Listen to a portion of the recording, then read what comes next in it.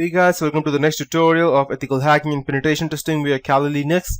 So in the previous tutorial, we saw how exactly DDoS looks like and what is the basic concept behind that. So how you might be wondering how DDoS attacks are actually carried out. Basically, when you visit a website, you send them a request to deliver their content to you. When you send, what you send is actually a packet. Basically, it takes more than just one packet. You need a lot of them. But still the bandwidth that you consume in requesting the server to send you some data is very little. In return, the data they send you is huge. This takes up server resources for which they pay for, and a legitimate view can easily earn more than the server cost on account of advertisement, etc. So companies buy server that can provide enough data transfer for its regular users. However, if the number of users suddenly increases, the server gives up. It goes down, and since the company knows it is under a DDoS attack or DOS attack, it just turns off the server so that it does not have to waste its monetary resources on a DOS and wait till a DOS stops. Now, the modern computers and bandwidth, we alone can easily pretend to be 1,000 or even more users at once. While this is not good for the server, it is not something that you can make it happen. Your computer is not the only thing that gets better with time. The servers do too. However, if a lot of people like us go ahead and like me or you go ahead and do a DOS attack, it becomes a distributed DOS attack, that is distributed denial of service attack or DDoS. This can easily be fatal for a server, and it's just like you go to a page and start refreshing it very fast, maybe 1,000 times every second. Yeah, it may be what you can say as a hyperbole, that 1,000 times a second, but yes, that's exactly how DDoS works. And you're not the only one doing that.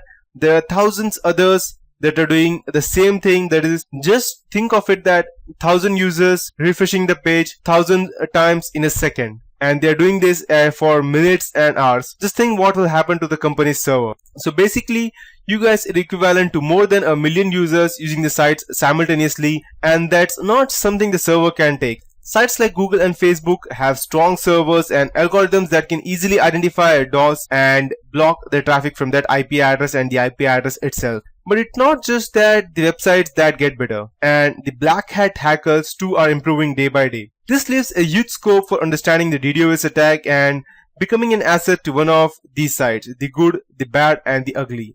So you might be wondering that what exactly or is the major difference between DOS attack and DDoS attack?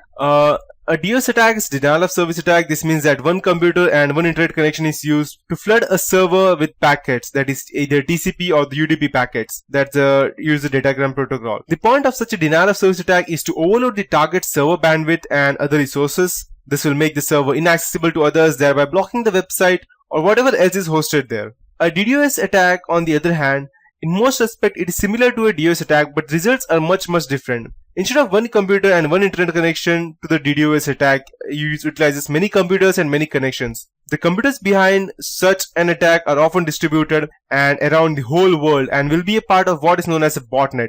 The main difference between a DDoS attack versus a DOS attack, therefore, is that the target server will overload by hundreds or even thousands of requests in the case of former, that is the DOS attack, as opposed to the DDoS attack of just one attacker in the case of the latter. Therefore, it is much, or you can say it is impossible to withstand a DDoS attack as opposed to a normal DOS attack. The reason for that is because if it is a DDoS attack from one particular IP address, then you may go ahead and block the IP address for a specific period of time or for lots of period of time. But let's assume that there are thousands of users all around the world. You cannot go ahead and keep blocking each and every other person, because let's say, for example, I myself have 3 laptops at my home and 2 cell phones. So if I go ahead and you do a distributed denial of service attack, they can block 5 or 10 or maybe let's say 50 at a time. But blocking, so just assume that if a person has 2 computers at his home, or if he can just go to the cyber cafe by just going $2, $5, or maybe 10 rupees, 15 rupees for an hour, that would be more than sufficient for them to go ahead and kill a server or make them down. And it's much harder, or I can say it is impossible, to go ahead and catch the people who actually did DDoS attack. The reason being that there are multiple IP addresses and you cannot actually assume whether it's a DDoS attack actually, or a number of people are trying to log in on your website at the same time. So it can be either of them. So it's not necessary that all the people are actually going ahead and using your using their denial of service attack to go ahead and attack you. It can be like, let's say for example, I'll take an example of our IRCTC website. That is an Indian website for railway ticket booking and air ticket booking. So most of the time during April, when people get a lot of holidays, you will see that the time that the website is extremely slow, or it will show you that it's under maintenance. The reason for that is because, first of all, there are people booking lots of tickets.